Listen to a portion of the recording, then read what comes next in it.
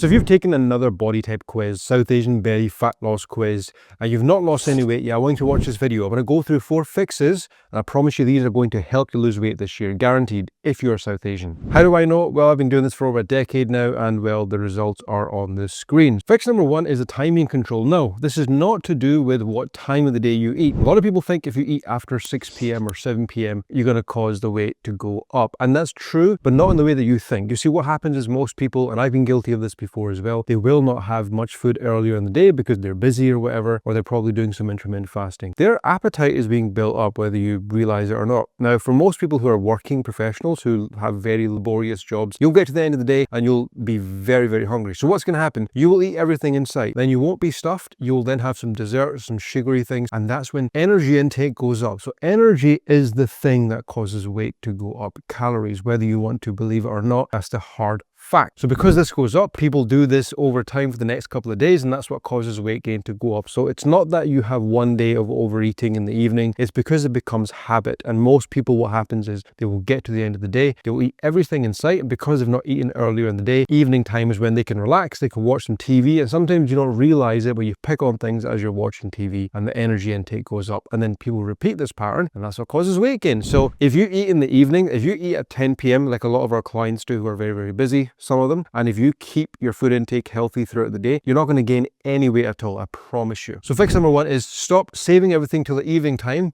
Try to distribute your food intake throughout the whole day and you'll be less hungry in the evening, and it means you won't overeat. Simple. So this next one ties in with the first point, energy control over the week. Now, this is something that I've seen from day one since I've been working with people, and particularly those who do some calorie counting. Now, if you do calorie count and you go in the calculator and you see all the numbers and the digits and you want to pick, aggressive weight loss like we all do, and then what will happen is you'll get to Monday and you'll feel like, okay, this is a bit of a struggle, but I can manage. Tuesday comes, you'll start to feel it. Then Wednesday, Thursday, Friday is when you really feel it and you're going 800, 1,000 calories like most people do. Then what happens is you get to the weekend. You get to the weekend and you are starving. What happens? You're going to want to eat everything in sight, just like the way I explained in my last point. So when it comes to your energy balance through the whole week, rather than doing 1,200 Monday to Sunday, try 1,500 to 1,600 Monday to Sunday. And it means that you're not going to do 1,200 just scraping by to Friday, and then by the weekend comes, you're going to undo all of that by overeating. And I've seen it in some people who, not that I work with, but they were sharing with me that they've had like 1,000 calories, Monday to Thursday, Monday to Friday. And by the time it came to Friday and Saturday, they were shooting the calories up to like 3,000, 4,000. So effectively undoing it all. And it's miserable. No one can maintain that. So what I want you to do is anytime you go and establish your calories, we've got a calculator on the website which you can check out as well, and just kind of comment below as well if you want the link for it. But what I want you to do is I want you to pick a number that's the healthy range of weight loss. So anywhere between 0.5 to a pound a week is a good range, and maintain that and use that calorie number throughout the whole week. Don't think, right, I want to go as low as I can, and then you'll effectively burn it by the time the weekend comes. Instead, give yourself what we call a healthy deficit. So most people have been talking about this for years, 3,500 calories a pound of fat, which is not exactly true. It's kind of either side of that, just about. Stress and sleep control is very, very common, especially in the South Asian community. 2 things to bear in mind here. So we deal specifically with South Asian females. So the women generally take on the world. They've got all the duties. They do everything. A lot of them are working as well, so they're having to manage everything, and they wear this thing as a badge of honor. I've had people who live with their in-laws, and their in-laws are saying to them, you sleep too much, because they're getting 6 to 7 hours of sleep, which is absolute madness. And there's this thing attached to it, and I really don't like it. So when you're getting when you're focusing on your stress and your sleep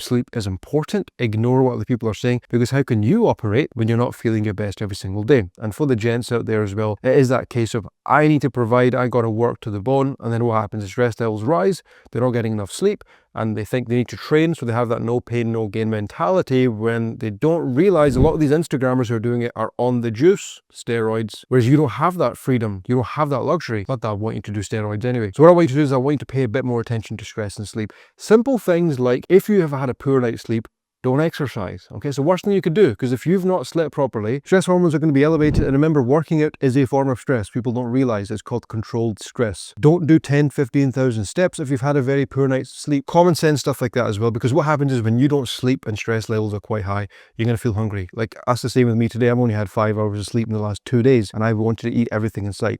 So when people say stress causes weight gain, Not directly like that. What happens is you end up very, very hungry and tired, and you don't want quick fixes because the body's screaming for it. And then most of the things you're going to have are going to be high calories. So what happens? You end up overeating. That's what causes you to gain weight. So stress and sleep is a big one. Pay attention to it, especially for those who want to maintain muscle tissue, because the less sleep you get, the more muscle you end up burning as opposed to fat. So you want to focus more on fat loss as opposed to muscle loss. There's a wee tip for you. Carbohydrates, the final one. Now, this is one that I have dealt with for a long time and people still can't seem to grasp it. Carbs are brilliant for you. For South Asian people, for Desi people, carbs can be a bit of a problem because you have the bad carbs, that's what people call them. High fiber carbs. Now, thankfully, there are a lot of pages and influencers out there who are explaining the importance of carbohydrates, which is awesome. So we need to build on that. But when it comes to carbohydrates, whether you're having roti or whatever it might be, you can still have it, but be sensible. Have it with some veggies. Have fiber throughout your whole day. Don't just have eggs and toast for breakfast and then have maybe, Aptamil or a yogurt in the afternoon thinking, oh, it's protein. And then you're going to be starving by the time the evening comes. Then you have some roti salad and you have like 3-4 roti and you butter it. Then you have some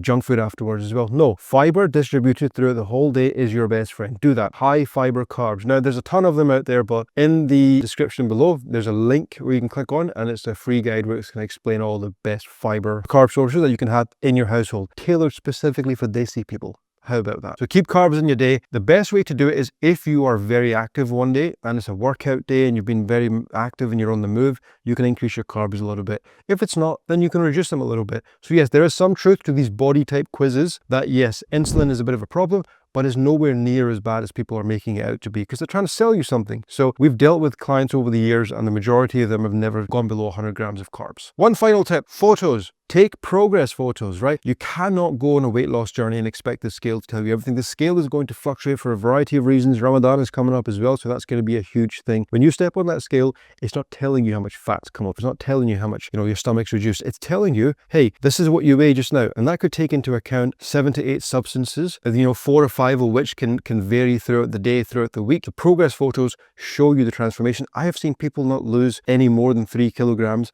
in the space of a couple of weeks, but they look like they've dropped 10 kilograms. It's a phenomenal change because they're also exercising. So please take progress photos. It's the most important part of your journey because it's the only way of knowing whether what you're doing is working. Right, folks, Ramadan is coming up, so do check out the link below. There's a completely free guide that's going to guide you through the month of Ramadan, iftari ideas, suhoor ideas, how to manage hydration, how to keep your weight in check, and if you want to gain some weight as well, there's some tips in there as well. Click below and you'll be able to have access to it. It's completely free. We do this every single year and we make it a bit better. And I also did a video in relation to Ramadan about weight gain and why it happens. So before you go, watch that video. People loved it and they found it very valuable. I'll see you guys in the next video.